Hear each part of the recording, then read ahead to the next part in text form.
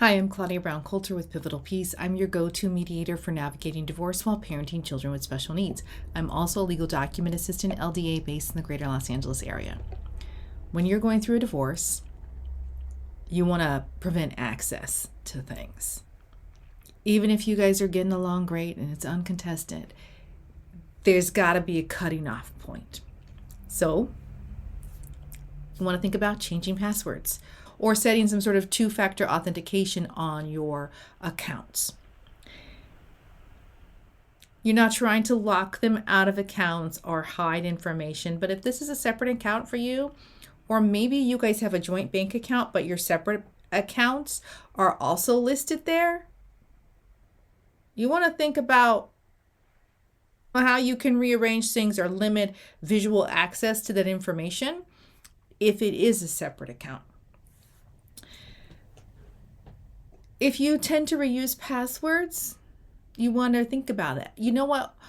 Sometimes if you have kids, you're going to need to give your soon-to-be ex access to certain things. So you want to create a password that, you guys can both use and is not a password for anything else that's not related to the kids. Because sometimes they get up in their feelings and they try all bunch of things, like they're acting like themselves or they're not acting like themselves and they're just trying to snoop and spy, and then they're just going to try that password on everything. So don't do that to yourself. Okay? Maybe you have a password that you guys agree on for the kids' accounts or not, but for yours, let's change those. Think about digital accounts. Do they have access to your Google Drive or to your Dropbox? Can they see things? Are you signing into things just that where you just press Google, or you press other things and it's just sign you in? Are you signed in on their phone? Are they on your, can they get access to all of that stuff?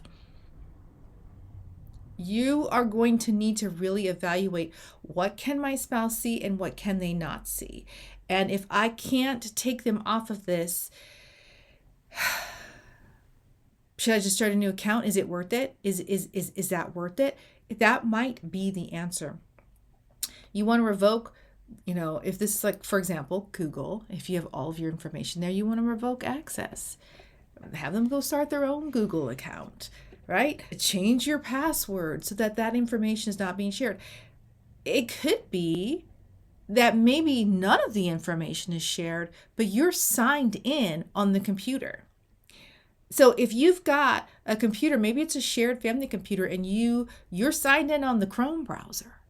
Or maybe you have access to your own little desktop on the family computer that you have to log into.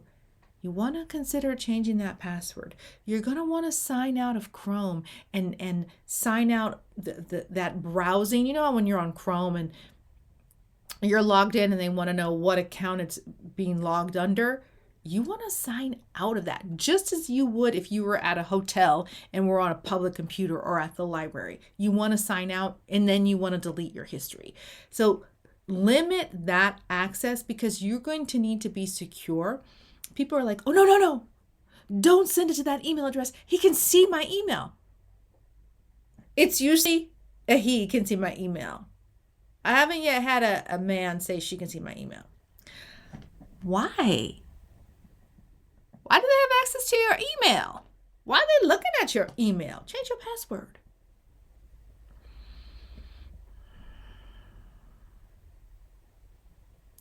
I can already hear, but I don't want them to know I'm going to file for divorce. At some point, they're going to know you filed for divorce because you've served them. So if you don't want to change your email password now, we'll do it after you've served them or right before. Change it. If you're really aiming for an uncontested divorce, they should not be surprised. They should not be surprised that you want a divorce. So saying I want a divorce and we're going to file for divorce, it makes sense to start closing things out. I'm not saying cut off insurance and things like that, but change your email password, log out of computers, delete your browser history. Those types of things. You want to change your recovery passwords, recovery contact information, phone numbers, things like that. Change it. Change the password to your streaming services. right? Netflix is going to find you out. They're going to find you out. You've logged in here how many times, and this is not where the home account is. Change your password.